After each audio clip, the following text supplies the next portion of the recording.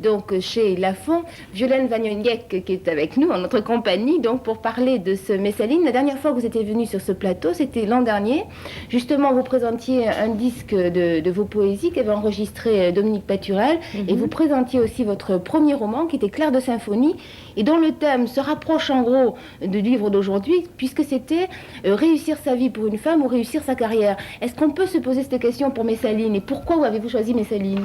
Oui, c'est-à-dire qu'en fait, le thème était peut-être le même, mais c'était un roman qui se situait à notre époque.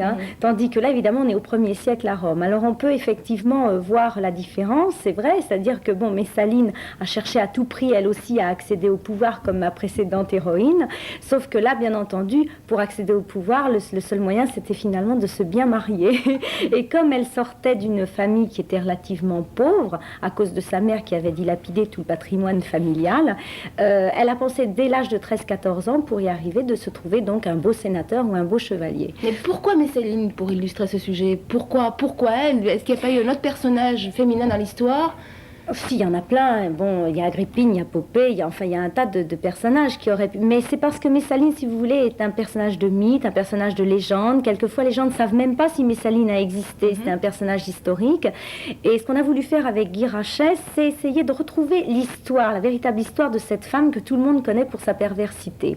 Alors, évidemment, elle était perverse, ça c'est certain. On a retrouvé quand même pas mal de témoignages là-dessus, notamment sur le nombre de ses amants et la manière dont elle les fait périr quand ils se refusent à elle. Ouais. Mais oui, elle est redoutable. Mais en dehors de ça, ce qui nous a intéressé, c'est qu'elle a vécu à l'époque de Claude, donc de l'empereur Claude, et il y a tout le fond historique, parce que bon, Claude a eu un grand règne, et je pense que Messaline indirectement a influencé le pouvoir, en ce sens qu'elle avait elle-même une grande influence sur Claude, qui était très amoureux d'elle. C'est ce qui lui a valu certainement d'ailleurs le nombre de complots incalculables fomentés contre elle. Oui, absolument. Ben, c'est-à-dire qu'au départ, c'est elle qui complotait pour éliminer donc soit les hommes qui s'opposaient à son pouvoir, soit qui s'opposaient à ses désirs. Et on lui a renvoyé la politesse. Exactement, jusqu'au jour où ces hommes-là ont trouvé quand même que Messaline était quelque peu dangereuse, et on lui a renvoyé la politesse, c'est d'ailleurs comme ça qu'elle a péri.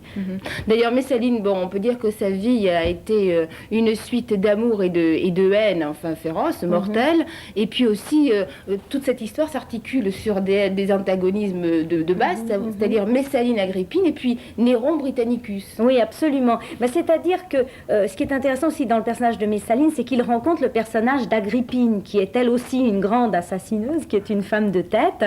Et quand ces deux femmes se rencontrent, elles sont belles toutes les deux, elles ont à peu près le même âge, enfin Agrippine est sensiblement plus vieille, elles sont rattachées toutes les deux à la famille impériale, bien entendu, ça va être la rivalité. Alors elles se rencontrent, elles ont toutes les deux un enfant, enfin Messaline en a deux mais qu'importe. Messaline a donc comme enfant Britannicus, Agrippine a comme enfant Néron. Ils ont tous les deux aussi à peu près le même âge.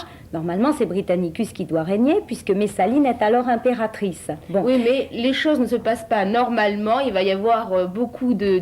C'est-à-dire que si vous voulez, Agrippine, elle veut absolument mettre son fils Néron sur le trône et il pense très tôt. Voilà, il pense très tôt. Et cette femme va d'ailleurs y parvenir puisque Néron a été empereur, mais en attendant elle essaye bien entendu d'éliminer tout sur son passage. Ça va être relativement facile puisque Messaline va donc faire l'objet d'un complot, être assassinée.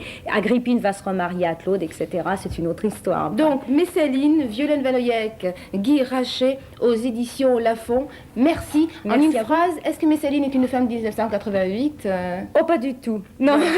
On est rassurés, voilà. Merci.